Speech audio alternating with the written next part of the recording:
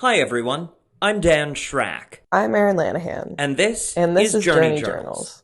Erin and I are friends that met working together at a TV station, and we love to travel. We also talked about doing a podcast before I moved away, and the two things came together. We chatted with some of the who's who in the YouTube travel community about their passion for adventure. I wanted to find out what makes them go, what the life, job, and business was like. For me, travel is about the experience. I love being able to try new things, talk to new people, and most importantly, eat new food. With a wealth of travel experience across Europe and beyond, today's guest emphasizes the importance of supporting local businesses and fostering meaningful connections. Director of Share the Tea, Justin Richards.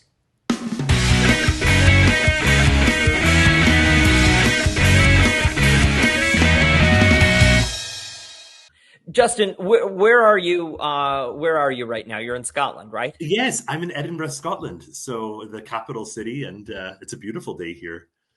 Okay, so you have an accent. Um, you're born in Buffalo, Yeah. raised You're in born in Arizona. Buffalo? Yes, yes. Raised God. in Arizona. When did you go to Scotland? I was 17, so I've been here. Well, I've actually lived longer in Scotland than I lived in the US. So Wow. yeah, I my accent is a bit of a mixed one though. No one can ever place it. It's I don't know. My Scottish friends say I sound really American, and my American friends here think I sound Scottish. So I'm somewhere in the middle probably. But I've also spent a lot of time in Australia and Italy as well. So I've kind of just picked up bits and pieces everywhere. That's As so as cool. as one does, just spending Yeah. time in fantastic countries around the world. How did it come to be that you? So, Erin, here's a little background for you because I did not tell you this part. Oh, okay. Justin is my brother-in-law's cousin. Oh my Yes. God. Small Yeah, Yeah. world. I was about to be Small yeah, like, world. Dan, I did my research. Like, I read his website. Like, yes. Oh, all yeah. right. What a surprise. I was actually over in Buffalo in December with a friend. So maybe not like the best time to go on holiday in Buffalo, but we Yeah. had a I great was going to say time. it's a rough She had time to never been to the visit. US before. So we started in New York and went up to Buffalo and then into Toronto. And we were the only people in Niagara Falls in December visiting. It was crazy. Not I don't not really understand why that would surprising. happen. I don't Yeah. beautiful time to see the falls. Yeah, it So, was uh, amazing. how did you find yourself moving to Scotland? Well, that's a good question. I had done a bit of traveling and I fell in love with Scotland. I came over on a trip when I was 17 and I met some really lovely people and I just felt it was where I was supposed to be. And, like my family background is Italian and Scottish. My parents live in Italy now. So I've always had kind of a connection to Scotland. And when I met some of they're still my friends now, I just really fell in love with the country and how friendly people were, and it just felt like home. And it has been. I've tried to leave a few times, and I've gone elsewhere to Australia, to Italy, but I've always felt a call back here. So, yeah, it's a great place to be, though. So, yeah, I've been here my whole adult life, really. Have you always That's been in really Edinburgh? No, I've actually only been in Edinburgh for 2 years. I spent most of my Okay. time in Glasgow, and I was a teacher before. So I taught high school. I Oh, taught cool. history and philosophy and ethics, and a subject called RME. And then I lived in the Highlands for a bit as well for 4 years in a village of about 700 people. So I've kind of lived in different parts of Scotland on the coast, but Edinburgh is my absolute favorite place. I don't know if you've ever been, but it's an incredible city to It's on visit. my list. It's the next place I want to go. Oh, right now I the world's biggest know. art festival is going on. So there's Is it still Fringe another. Fest? Yes, yes, it's Yes. amazing. Yeah. Like an amazing atmosphere. So That's it's gonna a be great. next year. You have to come, and you I have to tell me know. if you come over. So we have to Absolutely. So, have just a some quick whiskey and haggis. sidebar on Fringe Festival. I'm doing a little research on Fringe Festival right now because we are preparing for Rochester Fringe Festival. Oh, And the station that I work for, we do a half hour long special on Fringe Festival and some of the acts that are coming to perform. So the past couple of weeks, we've been doing lots of interviews with some of the performers coming from really all around the world. Um, Looking forward to it. It's very exciting here. It's big here. It Oh, is. is it? Oh, It started though in Scotland, there, it right did. where you Hmm. are. Yes, because I know there's a few other places that have fringes. Even I was in France last week, and there's one in Bordeaux, I think it was, and one in Adelaide in Australia. But yeah, it started in Edinburgh in 1948, I believe, because right now we have what's called the festival seasons. We actually have like five different festivals that happen simultaneously. So the big one historically was the International Festival, and it was like an exposition of different cultures and innovations. And the Fringe Festival happened on the fringes of that. But now it's overtaken it to become the festival. But we have the Fringe Festival, a book festival, a film festival, the Free Fringe, the military tattoo. We have kind of a lot going on right Oh my now. God. So it's an amazing What time to come. what's the military tattoo? So it's this it's kind of a big kind of spectacle up at Edinburgh Castle, and they have military bands from all over the world. I know this year the United States, Norway, Trinidad and Tobago feature, and also like the Scottish regiments of the British Army, and it's all the military bands and kind of cultural performances, Highland dancing, fireworks. It's quite a big event. So I've actually Do you never have been to to it.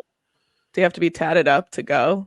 Yeah, Do I you need don't. a I'm tattoo? actually not sure why it's called a tattoo, but yeah, I've been asked that before, and I keep meaning to like look it up. But yeah, that'd be awesome. Like maybe if You you are you can tatted up, get probably a get price or one while something. you're there. Yeah, I could. I Maybe. could. That'd be awesome. Well, actually, one time, one of the very first places I went with friends when I first started traveling was Ireland, and we probably had a bit too much to drink, and we were all considering getting shamrock tattoos, but we couldn't find a place that was open. And I think we were 18, and we needed ID, and we didn't have any, so it never happened. But it It is does something we the thought stars about. did not align They did not align, so I It's yeah. unfortunate because we all know that all good decisions happen after heavy drinking. a few pints. That's true. Absolutely. So, talk to me about this journey. We've done Scotland, we did Australia, we did Italy, back to Scotland, where you were a teacher. How do you go from teaching to tourism? Yeah, that's a good question. So I was a teacher for 13 years, and I loved it. I loved teaching. I was a high school teacher, so it was really a great opportunity, really rewarding. But my first love has always been travel. Ever since I was 17, I've kind of been on the go. And when I was a teacher, we didn't really have to work in the summer, so I would just kind of disappear for 5 or 6 weeks and go traveling throughout Europe.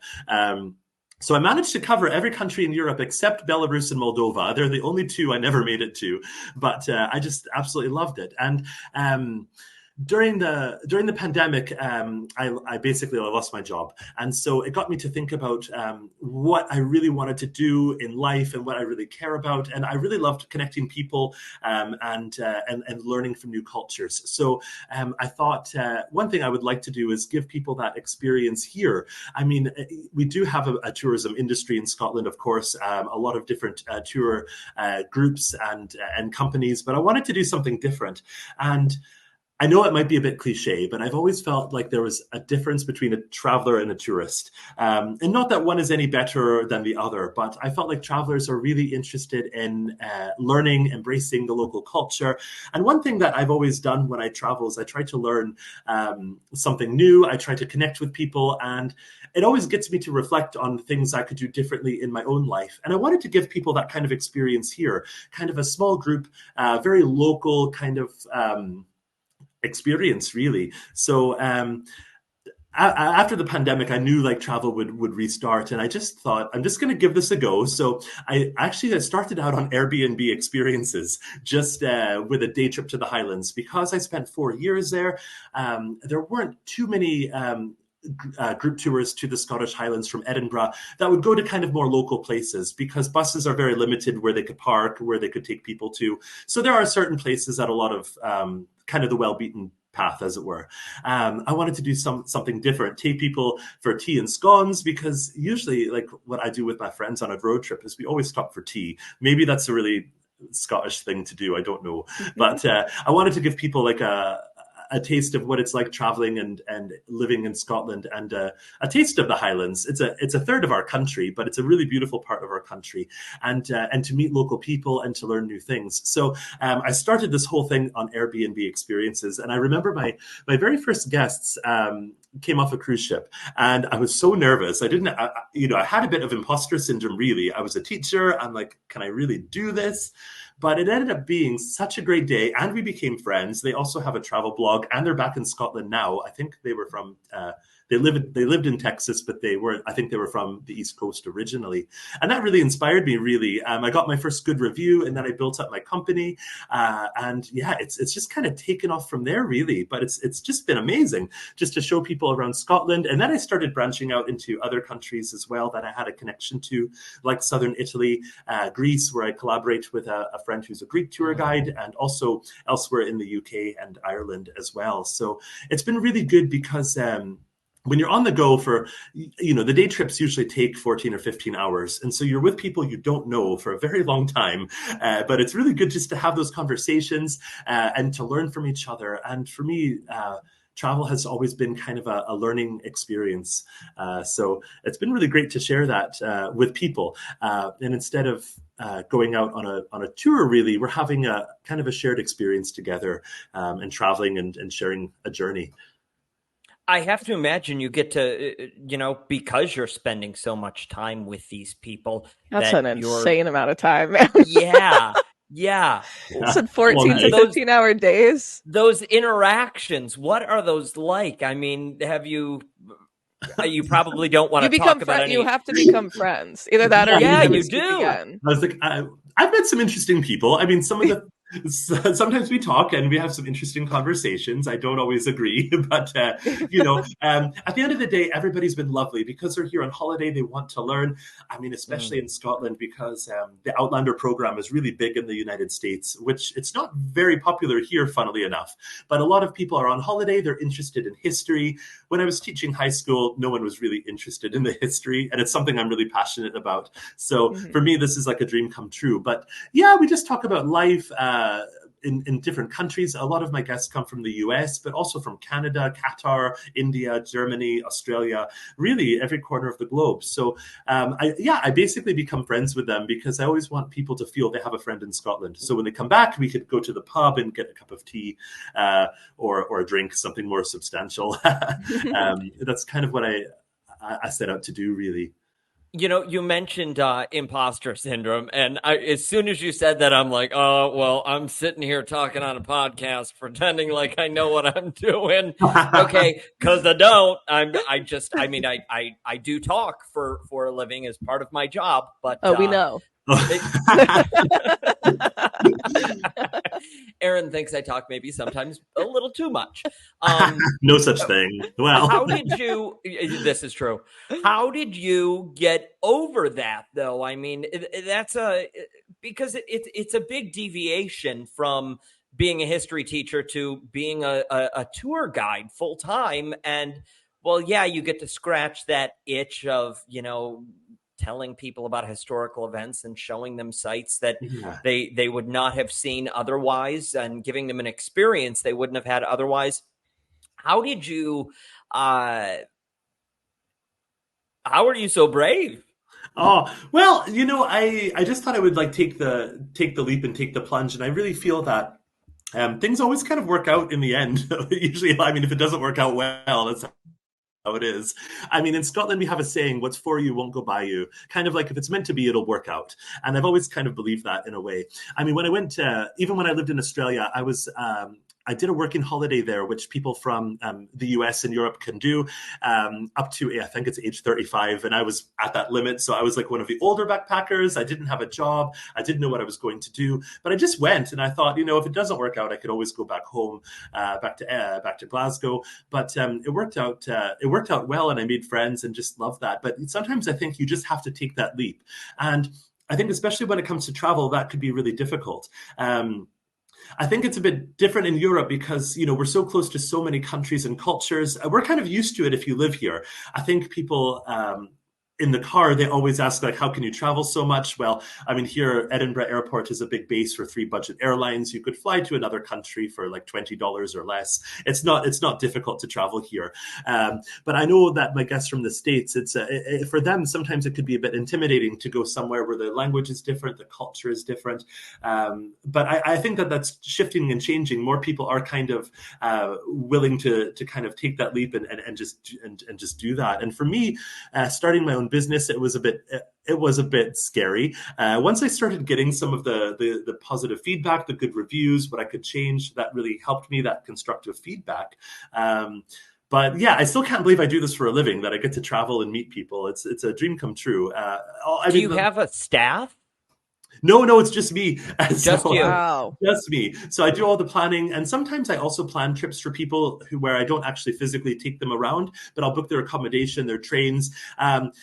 Because I think that could be very empowering for people too, who want to travel but haven't done it before, but they're a bit nervous. At least they know I'm somewhere in Europe in case they need to get a hold of someone, or if they have a question. I do that as well.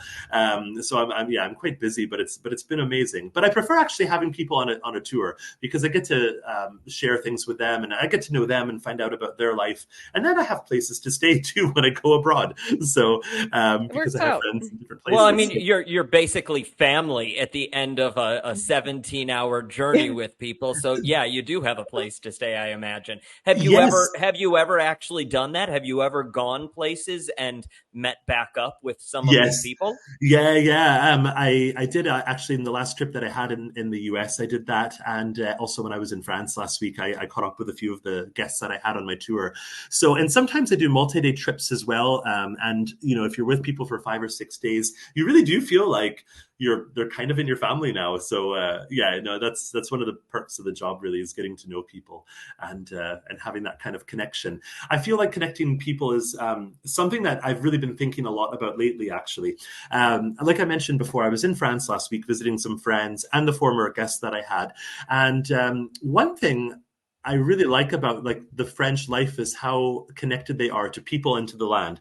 So, they have this expression in French, the joy of life, the joie de vivre. I probably butchered saying that, but sounded perfect to me. It's okay. We wouldn't do any better. Yeah, I'm like, okay, well, what is this all about, really? And I was asking my French friends, is this just a stereotype? Like, what is this all about?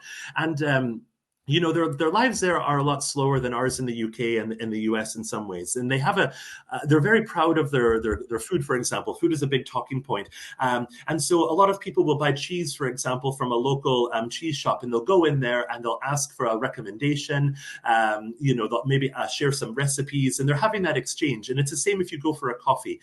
A lot of people have their favorite cafes. The barista will know them.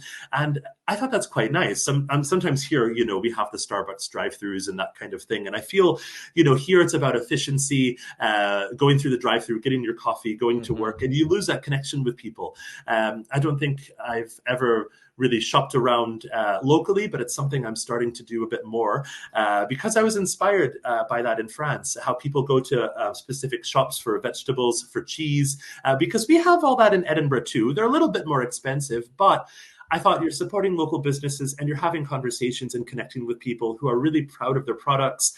They could give you some recommendations. And that's what I liked about the French kind of way of life, meeting people after work for a drink and just talking and connecting with people. And that's what I've tried to do when I travel. I try to make a new friend everywhere I go. So I could find out a bit more about local life, and I just talk to random people. Nothing bad has happened to me yet, but I've had some stories and experiences along the way, I'm sure. But I think that connection with people is something that I love to do, and I love to hope to share with people who come to Scotland, that we could have that kind of connection, cultural exchange, and maybe even expand that into everyday life. And that's what kind of inspired me last week, actually, in France. I'm like, I'm going to go to my local fruit vegetable shop and ask for recipes, what they recommend, and just have a conversation and see where that goes. And I think that's what this whole joy of life is really about, was connecting with people and having that connection also to where your food comes from, your wine, where that comes from. They were talking to me about all the soil and how the wine is produced and why that's important. And I had no idea. I just drink the wine. And so it was really funny. Consumerism. Yeah. I do that too. Well, I wasn't very I wasn't They very start good at talking it. about the grapes, and I go, yes, those are in this. Yeah, yeah. They're like, "What notes are you getting from the wine?" And I'm like, "I think Grape. like berries." And they're like, Yeah. "No." And so then I was thinking, "Citrus? No." And I'm like, "Okay, I'm not good at this game. What notes should I be getting?" So, Let's but I play a love different doing game. You tell me what Yeah. I should be tasting, yeah. and I'll let you know. What should I be having? Yeah. So how did you go from Scotland to what brought you from Scotland to Australia and to Italy and then back to Scotland? Yeah, so in 2018, I went to Australia for a year. I mean, in the UK, it's very common to take a gap year, a year out before kind of when you're in between high school and university. I never did that. I went into university and then into working, and I changed careers a few times. Um, and I thought, I had a temporary job that was finishing, and I thought I'm just going to go to Australia. And I don't know, maybe move there. I had some friends that emigrated to Australia and they loved it. So I thought, why not? It's the other side of the world, could be fun. Yeah, I hopped on a plane and I was one of the oldest backpackers there. I think I made the cutoff by 3 days before I couldn't get that visa anymore. So I just went and worked there for a year. And I loved Australia. I lived in Melbourne, which was a very art cultural city, amazing coffee. The flat white was invented there, I believe. And I think they say that about 60% of people were either born overseas or had a family member that in their immediate family that was from abroad. So it was really diverse and international. And I love that about it. It was just an amazing experience. Italy, I've always had a connection with. My mom and that side of the family is Italian. And my parents moved to Italy 5 years ago. So I spend a lot of time there in the south. And again, what I like about Italy is that connection with people, going for coffee, for aperitif, the slow kind of pace of life, and how everybody is included. If you go out to dinner and your friends have kids, they just bring them, and you all sit and eat together. And I thought that's quite nice to have all that connection to people, really. And that's why I love going to Italy so much. Do you think I asked this last time? No, not the last. Well, yeah, no, I'm sure I did. I've asked this to people abroad because I find it very intriguing, and it's what I perceive to be that people are happier over in Europe, that the pace of life, like you mentioned, maybe not in certain parts of the UK, but in some of the other countries, the pace of life, the you take time to pause. You enjoy the living experience. You're not living for an experience. The experience is living. Yeah. So Yeah. deep. Yeah, that is really deep. So, oh, stop it. No, it's really philosophical, and I think there is something there. I mean, life in Europe is not perfect, of course. A lot of countries in Europe, just like anywhere else, all have their downsides and problems, just like anywhere in the world. But I think there is something deeper about that. Maybe it's less consumeristic. I mean, at the same time, a lot of the things are changing, and maybe people are being in the UK anyway, maybe a bit more withdrawn in certain circles. But I would say generally that's true, that people make time for people. I mean, here, for example, after work, you might go out for coffee or to the pub. Maybe not every day, but usually 2 or 3 times a week, I would do that with my colleagues. We would have tea breaks during the day at work, and we would catch up with the goss. And that's especially in Italy. You make time for people. You go out for drinks often and coffee. I think I was reading the average Italian has 6 espressos a day, and so.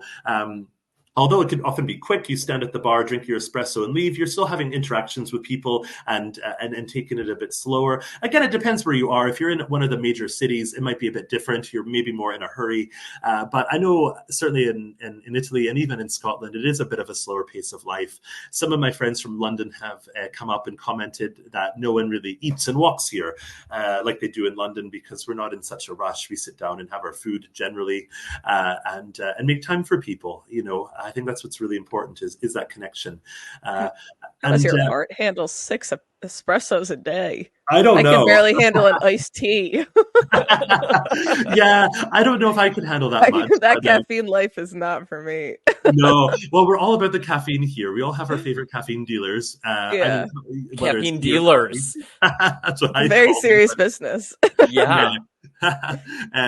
Yeah, I mean, I called my travel company Share the T, but just the letter T, Mm. because the T was standing for like the travel, the tour, the local tips, but also the tea, because we always have a cup of tea. It's one of the things that we always do. So Yeah, you said you stop and get a cup of tea with people. yeah, but I That love is that. that's definitely a European thing. That's because I don't think I've ever done that here. no, I well, don't think I've actually, ever been on a road trip with anyone and said, "Let's stop and get a cup of coffee." yeah, get a cup of You coffee, know? get a cup of tea. Yeah. No, you get the Red Bull at the gas station at the Speedway, You and shotgun it, pedal to and the you get metal. back in the car. Exactly, Yeah.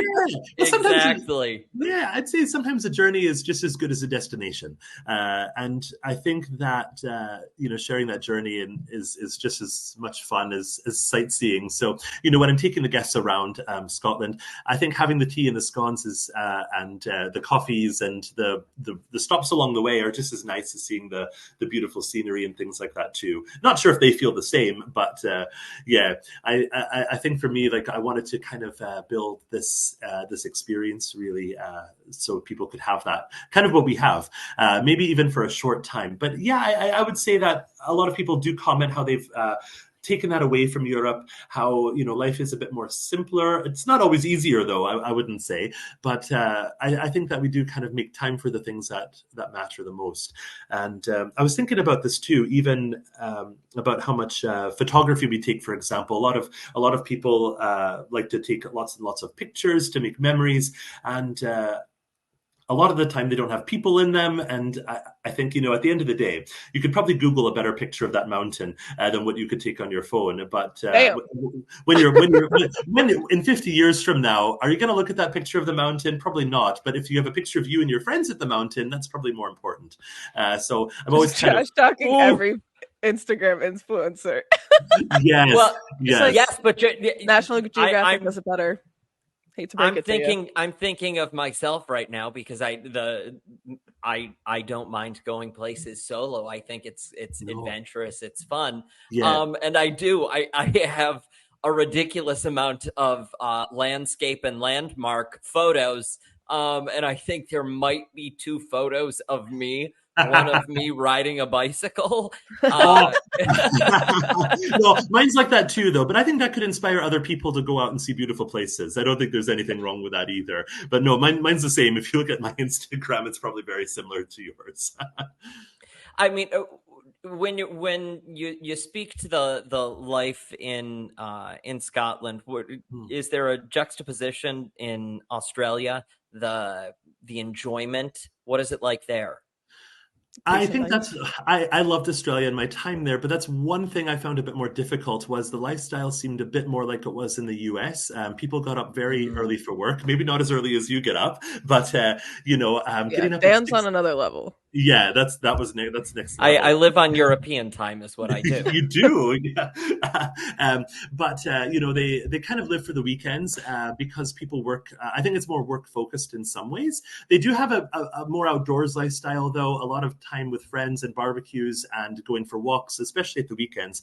But during the week, it seemed that you kind of work and then you kind of go home and make dinner and go to bed and do it the next day for a lot of people. Not everyone, but for a lot of people, and that's something I actually struggled with because I wasn't used to that. I would always invite people out for coffee, and they would say we can go out at the weekend for coffee.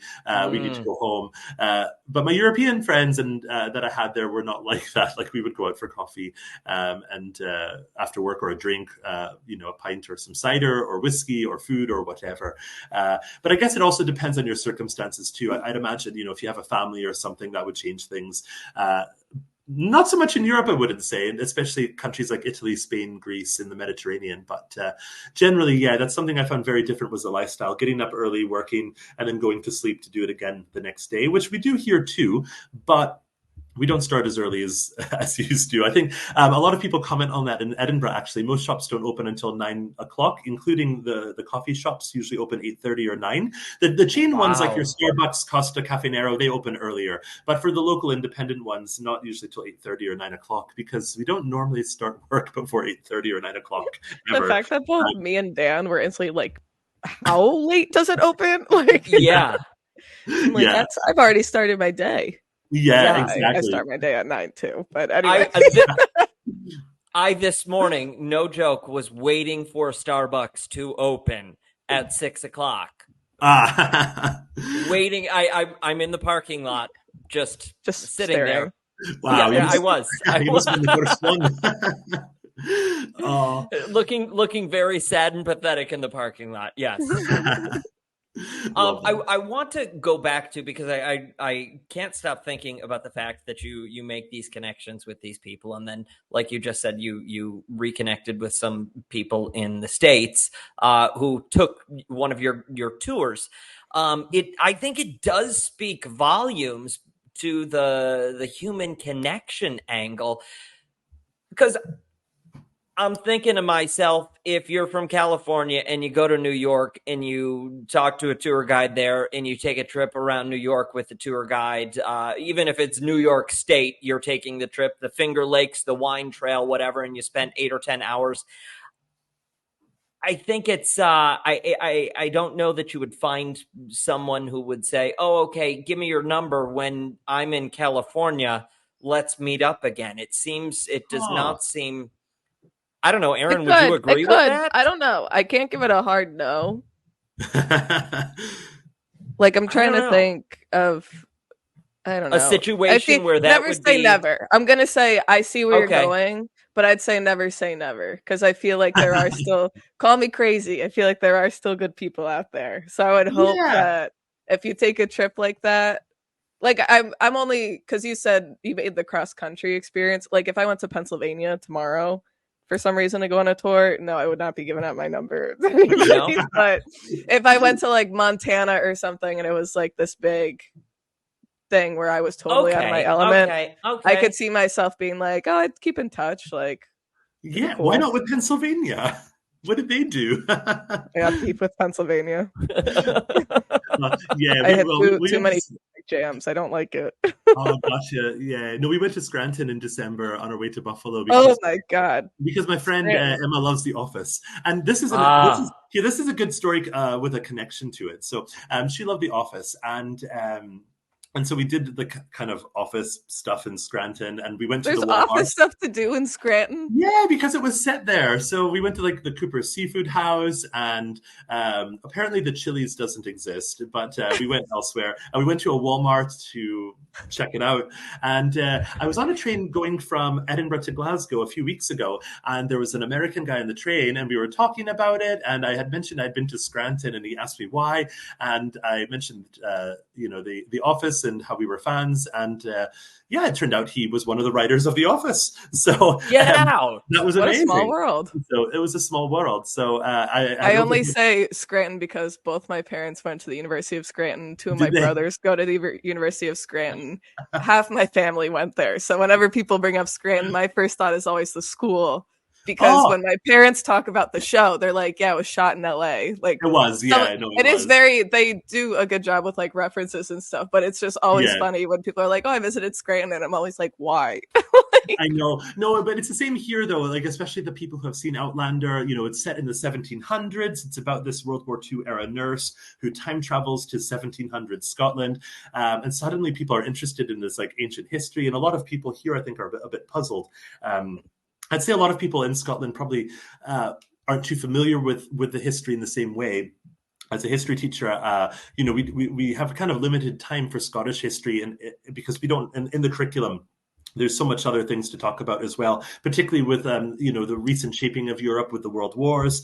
We also look at the JFK assassination, a lot of other things too. And we do Scottish history, but maybe not as much of it as we probably should.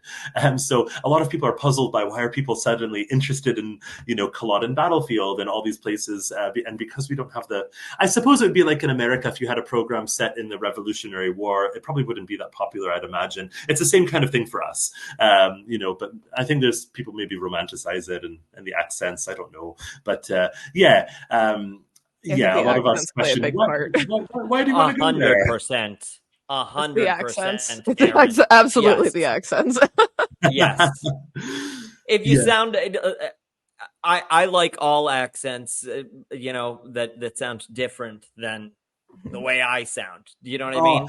Yeah, yeah, totally. And I'm always aware of that in other countries too. When I go, I'm like, I always try to learn a few phrases in the local kind of language, but then I'm like, I'm always amazed. I'm like, you could speak 2 or 3 languages. I could maybe get by in one and a half, but that's about it. So we're also not very good How at. did you manage in Italy? Italy, I can get by in Italian. I could understand it pretty well. And I'd say I'm like maybe 60-70% fluent. So I'm trying to get better. But I'm not the. I'm still learning. And in Italy, there's so many regional variations of the language and dialects. And, if you go to Naples or Venice, it's very different than Rome or Tuscany, for example. The dialects are completely different. So it can be a bit tricky sometimes, even for Italians going around Italy. That's why Italians talk with their hands so much, because when Italy was unified in 1861, only about 20% of people spoke Italian. The rest of Italy spoke different dialects and variations of Italian. So to make themselves understood, they had to use their hands. I can see the tour guide coming out, and I appreciate the fact. And then you said too about how you like learning different phrases and whatever you want to call it for the countries you go to. What about in Scotland? Because you've been there for so long. Because I always think when I went to Ireland, people would say, "What's the crack?" And at first you're like, "What?" But then you learn it's just like, "Oh, what's up? Like, what's going on?" So is there any like of your favorite Scottish phrases that might kind of be like slang or what people just say on the daily? Oh, that's a good question. We have a lot of words to insult people, probably many more. Ooh, I like it. Do tell. Share those with us. Yeah. Oh gosh, there's so many words to call people an idiot. You have numpty, you have idiot. Someone's just talking total rubbish. You could say, your bum's out the window. Your bum's at the window. Your bum's out the window. You're off your trolley. We have all these phrases, kind of, if people are just kind of. Talking nonsense, basically. But we have some lovely things too, like the "what's for you won't go by you." That's our Scottish proverb that I like because I kind of believe that. But there's loads. Gosh, we have lots of different words for many different things, which a lot of people are surprised at, including loch for lake. A lot of people thought like Loch Ness is. it is the name of that lake, but loch is just the general word for lake. All of our lakes are lochs, but a lot of people didn't know that. So okay. I like idiot. Dan, you're an idiot. Thank you so much, Erin. Well, and I might be a real idiot when I ask this question. Is there really a monster? Oh, well, I've never seen it, but hard-hitting journalism here. This is when the tour guide. This is when he's coming out. He goes, there are people. There are people see. literally who have dedicated their lives and live on the banks of Loch Ness looking for Nessie. So you never know. But it is dark and mysterious and 787 feet deep. So who knows? Who knows? There could be something in the water. There's been official sightings even this year, something like 12 official sightings. So I've never seen the monster, but there's a lot of things I haven't seen that I believe in. So who knows? Yeah, I think it was documented by Scooby-Doo. So that's all I needed. That's true, Scooby-Doo. Yeah, so that's that Scooby-Doo just reminded me of another kind of thing we do, because you asked about the dialect and the languages. Is in Glasgow we have like a rhyming slang. So rhyming slang is like where you'll say like if you don't have a clue, you'll say I don't have a Scooby, I haven't a Scooby, because Scooby-Doo rhymes with clue. But you wouldn't say I don't have a Scooby-Doo, you just say I don't have a Scooby, and everybody would understand you mean I don't have a clue. Or if you're going upstairs, that's wild. Yeah, you could say going up the apples, because apples and pears rhymes with stairs, but you don't say apples and pears, you just say up the apples. It's also in the Cockney slang in London. It sounds like crazy people talk, though. You're just saying words. Yeah, because they don't even rhyme. You're like, when you framed it up to be like, yeah, we rhyme. I was about to be like, oh, Scooby-Doo, and then you're like, no, you don't even rhyme. You don't even say that bit. Yeah. Or instead of mate or friend, people say how are you doing China, because China plate rhymes with mate. So yeah. My God, it's a thing in parts of Glasgow. And but what if you're genuinely asking about the state of China? Yeah, and then your mate starts talking about his own personal life. I don't know. You probably wouldn't say that then. I guess TBD. That's really incredible that there's such a well, I guess it's not, I suppose we all have it. Erin talks about ham and cheese sandwiches. What do you talk about? Taylor Bake ham. That's an whatever. actual thing, though. That's not like No, slang. okay. That's a physical breakfast meat. Yeah. Right. Okay. Do we have any of those? Oh yeah. I'm sure America has loads of them. Especially I think in Boston. I think the dialect is like next level different. I mean, I've had so many. Probably about 80% of my guests come from the U.S., but I've met people from all over: Mississippi, Idaho. Who else have I had? Arkansas, Kentucky, and that's what I think we don't always appreciate about the United States here. Like a lot of people here will visit New York, maybe Florida and LA, but we don't always have an appreciation for the diversity in America, both culturally and geographically too. That in the same, and I know there's different things happening in different parts of America, but just the fact you have places like New York and Montana and Hawaii and California in the same nation, we don't always grasp or appreciate. So I think people sometimes give Americans kind of a bad rap for not traveling so much, but there's also so much to see there, which I think Such a big country. It's huge, and there's so many different cultures. And I remember when I lived in Arizona, people would have different words for a shopping cart. Some people called it a buggy, a trolley, a cart. So depending on where we're from. I was gonna say the big one in Rochester is pop or soda. Oh, we call it fizzy juice in Scotland. Fizzy juice. Fizzy juice. That's so long. Fizzy juice, or just juice, or ginger. So, what if you want juice? Well, juice could be anything. If someone offers you juice, it could be Pepsi. You never know. It's the I same would be as so mad if I asked for juice and I was handed a Pepsi. Yeah. But also, if someone invites you out for coffee, you don't have to have coffee. You could have juice, tea, whatever. And tea could also mean dinner. So if someone says, "What are you having for tea?" or "pop round for tea," it could also mean dinner as well. So. Oh my God, when I booked my trip to Scotland, I'm requesting a chart, the breakdown of all the different meanings, all these phrases could mean. You're going to get breakfast for dinner and you're going to only be drinking soda while you're there. Yeah, well, exactly. Drinking Pepsi when I'm like, I just want orange juice. This is the juice. What was that culture? I mean, I have to imagine, at 17 years old, sure, the novelty of it when you first arrived, but it had to have been like a huge culture shock. Yeah, it was in some ways. Do you know though? Again, what I liked was the friends that I made, and people really adopted me and looked out for me. And one thing that I really liked when I first came to visit is how a lot of my friends, like in their homes, they would have like a sitting room just to sit and chat. Like there wasn't a TV in it. Like you just have a cup of tea and a chat, and that's what I really loved because I think maybe like in the old days in America, people probably had that too to entertain people in their homes. But I think it's something that we kind of don't have anymore in other parts of the world. But I had people who adopted me and looked out for me, and I kind of landed on my feet. I went to university, and then I just kind of stayed. So, do you have a sitting room where you have people pop around for a tea and a chat?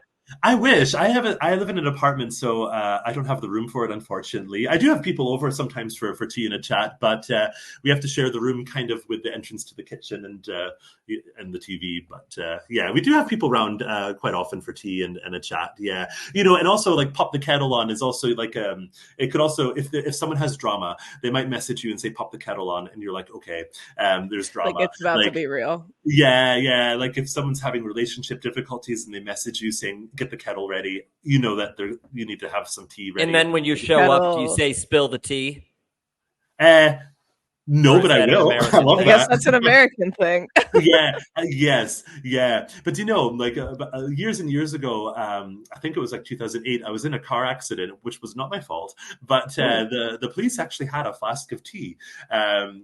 And they're like, here, have some tea. It'll calm you down. And I'm like, yeah, like, that's great. And I love this whole, do you know what I like about tea? Tea is a slow drink. You can't like guzzle down a cup of tea because it's so hot. So tea requires time and an investment basically too, because if you're having tea with people, it'll take a while. I mean, we've been chatting, at least a half hour and my tea's still warm. So tea is a slow drink, which I really like about it. So it's a social drink. It's a slow drink. It's a calming kind of thing. So that's why I love drinking tea so much.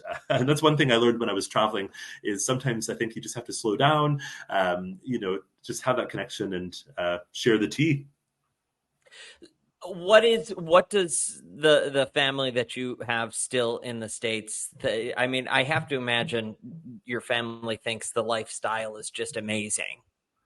Yeah, I have a few cousins in the States still in New York and Colorado, Florida. My sister is still in Arizona, but yeah, I think like a lot of people do think that, but again, Europe is so small compared to the US as well. Within a 2 hour radius of Edinburgh, you have at least probably like a half dozen different countries you could visit for like $20. So it doesn't cost much to travel. And I know like my guests from America and Australia, for them, it's a much bigger investment because it costs more to get here. And I know that they have much more limited time off than we have as well. So I think people are like, how do you do all this? But I'm like, in some ways, the salaries in Europe are much lower, but I think the lifestyle, kind of going back to what we were saying before, is a bit better. You could travel a bit more and things like that. But yeah, I think people probably are, they're like, how do you do this? But I think that if you have something you're really passionate about, something you really want to do, whether it's starting a new business or I think we get kind of one shot at life. We just need to make the most of it and do it. And sometimes taking that plunge and that leap is really terrifying. But if you have some good people around you there to support you, and things don't always go to plan anyway, I think it's totally worth it. Yeah, I guess at the end of the day, if this didn't work out for me, I'd just go back to teaching or something. But it's really taken off. So I always try to have a backup plan too. But oh, good for you. You said to that you said you had other careers before teaching. yeah, So this is like a I don't know, for you, third, fourth kind of yeah, life that you're living. the What third did you one, do yeah. before? Well, my initial qualification was in youth and community work, and I was based in a high school as a youth and community worker. So I was always helping young people. I had like a counseling service. I would offer youth clubs and events in different villages to give them space to meet together and connect people. So my whole career has always been about connecting people, basically, Connection. and that's something that I've always been passionate about. And just tying these different strands together throughout my careers in my life has just been amazing.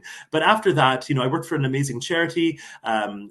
Where we did a trip from the Scottish Highlands to Arizona to do a joint project with the Navajo Nation, which was amazing. And I loved being able to connect people and inspire people, and being part of someone's life, I think, is such a privilege. And it's still the same today. In my business now, I think being part of people's vacation is something quite special. And I never take that for granted. I'm like, they're giving up one day, sometimes up to 10 days, because I've done a 10-day tour once, which was Wow. which was long, but I'm like, they're really like letting me be part of their trip, which I think is quite special in a way and quite memorable. So, yeah, after the youth and community work, I went into teaching, and again, that was amazing. I really enjoyed it. That was also about like inspiring young people, encouraging them, and trying to get them to be the best they can be. At a very difficult kind of phase in their life, because no one, I don't think, loves being a teenager. It's not always easy, but this is something amazing, because now I could take my knowledge of history, problem solving skills, thinking on your feet, along with the ability to connect people and do that all together, which for me is just amazing. So I'd say if you ever do have any kind of things that you're passionate about, and what your skills are, there's always ways, I think, to link them together. But it's not always easy taking that initial plunge and just doing it and believing in yourself. But it sounds like one way to do it is the human connection, and I genuinely admire the way you speak about human connection, and the importance of what you do as a part of someone's vacation. And like you said before, going into the shop and having a conversation with someone, talking about a recipe with whatever vegetable you're picking up and trying. That's admirable, and I think that's probably a nicer way of living.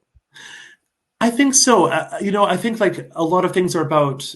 A lot of people comment how friendly people are here, and Ireland, and generally in Europe, and that also made me think. I'm like, what is it about us that makes us so friendly?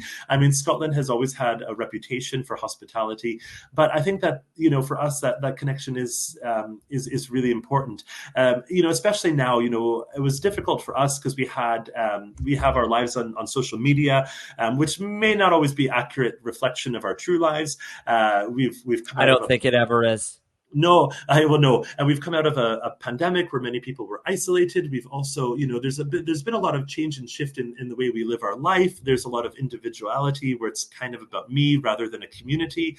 And I think we kind of lose touch. And I think now people are kind of missing that human connection, because that's ultimately, we're all sharing this planet together. And so I think to have that connection with people is just incredibly special. I mean, there's some people probably you don't want to connect to, I'm sure too, but not everybody's lovely. I know that. I mean, even here, not everyone is amazing, but generally, and that's one thing. That's a common theme that I've heard from a lot of people is how friendly people are and how they just enjoy talking and connecting with people, because they're missing that from their lives, where they're just kind of working and going home and just doing that on repeat. But you could have meaningful connections there too in your own workplace and home life, of course, as well. That's really incredible. I admire that. I admire that a lot. And I think it gives a lot of perspective to just day-to-day living, and not taking any of it for granted, Where do you see, you said if something were to change, if something were to happen, you'd probably go back to teaching. Where do you see, let's say it doesn't change. Let's say only good things continue to happen. Yeah. And the company continues to grow. Where do you see it in 5 or 10 years? Well, where ideally would you like it to be? Well, I think I've never really had ambition to be this big kind of company, and kind of in Scotland, we work very closely together, the different tour guides and operators, and each one kind of offers something a bit different. So we're all in it together. But what I would like to do is maybe expand a wee bit, not too much, but just a wee bit, and take on some staff. And what I would like to do is maybe get a bigger vehicle in the future. I could take up to 6 passengers at the minute, but maybe 9 would be nice. But I don't want to go bigger than that, because kind of all that I do is about going to kind of local, more niche places, giving people the shared experience. And also on the tour, many groups book just one seat in the van, as it were, so they don't know everybody else. And so even that is amazing. Last week I had 4 guests from 4 different countries, and they all connected with each other and became friends. And so, I don't want to get too big in that sense either, because there's already a market for that, I felt anyway. But I would like to expand a bit and continue to do this, maybe expand more into other countries, and manage my own time a bit better as well. This is the 2nd year I've been doing this, so I'm still figuring out the juggling of different things. But where I'd see myself in 5 years, I would say, is continuing to do what I'm doing now, maybe with someone else involved, just to share some of the workload. But other than that, I love. I'd always want to be involved, because part of it is meeting people and being their friend and their person in Scotland that they know in case anything happens. But I'd also like to continue empowering people to travel solo as well, if they're able to. Through arranging their itineraries and trips for them, or just answering questions that they might have about travel, because I think it could be so empowering. Years and years ago, you had I think for people of my parents' generation, they kind of looked up to Rick Steves and people like that, who kind of encouraged people to travel from the US to Europe. And I think that there's still so many people who are a bit afraid of traveling or don't know where to begin. But I think if you put yourself out there, it could be so worthwhile. It could give you an appreciation for what you have, but also see how other people live and what you could take away from their lives and put that into your own life. And I think that could be really, really quite special. And maybe that's why I was saying before that maybe there's a bit of a difference between a tourist and a traveler. And people travel for different reasons. Some people do just want to see the main attractions, and I like to do that too, don't get me wrong. But other people are looking, I think, for something a bit more meaningful, about having connections with people, rather than just photos in front of a building or something. Mm-hmm. But both are nice. There's just people like to travel for different reasons and like different things. But I wanted to offer something different, more of an experience rather than just a tour. Although it is a tour as well. You kind of started to answer this toward the end of that question, but I'm going to ask it because I would like you to expand on it. Sure. If there were somebody listening, or anybody out there that you encountered who maybe hadn't traveled abroad before, who, you know, it was a bucket list thing and now it's getting late. And what would you say to them to, you know, maybe book the ticket, book the trip, Yeah, go just for do it? it. I think now is a great time to travel. I would just book a ticket. Where do you really want to go, and just do it. You know, you will always find people who will want to help you. You know, I think most people in Europe are very friendly. Of course, just like anywhere else, there's bad areas, there's scams, there's things like that. But the majority of people are really helpful. You know, I would say if to be a bit more comfortable, just do a bit more research, because some things are a bit different than at home. But difference is a good thing. It's not a scary thing. And that's why we travel. If we wanted to stay somewhere the same, we'd just stay where we are. So I would encourage people just to book the ticket and go, and make the most of it. And sometimes when things go wrong, you can kind of laugh about it later too. So I think it could be a very empowering thing, especially if you're especially if you do it solo. I don't think it's ever too late. I was reading a news article just the other day about a woman, I think she was from New York, who was 80 years old, who just decided to move to Paris because she always wanted to. And so, you know what? I thought that was just a really admirable thing. And in the article, she said people asked her, why are you doing this now? You're, you know, 79, 80 years old. And she said, you know, why not now? Better late than never. So I think no matter what age you are, if you have the ability to go and travel, I would do it. I like that attitude. I need to find that story and read more on that. I think that's great. Yeah, I was like, oh, it's she's a rally. part of me. I'm like, It does, that's awesome. right, Erin? That is true living. That is true. That's again, you know, experiencing life rather than living for an experience. Yeah. That's really incredible. Yeah. Justin, thank you so much for your time today. I really No worries. appreciate it. No, it was lovely to meet you and chat about it as well. And yeah, hopefully it gave me even something to think about, and how important that connection is with people. I mean, great. Thank you. Yeah, you certainly did for me. And let's face the facts, because I'm a fraud here and I don't know what I'm doing. I'm just gonna take this advice for myself, you know. And yeah, make more connections. I really like that. Well, you both need to come to Edinburgh now, so absolutely book that ticket. Well, we do. Now we know you, so yeah. we're not even getting an Airbnb. We're just coming over and knocking on your door. Yeah. I've got some spare room. We'll have some tea. I learned how to make scones. Like, let's do it. Let's do it. In a chat. Love it. Justin, thank you again for your time. Really appreciate it. Well, thank you. It was lovely to meet you both. Absolutely.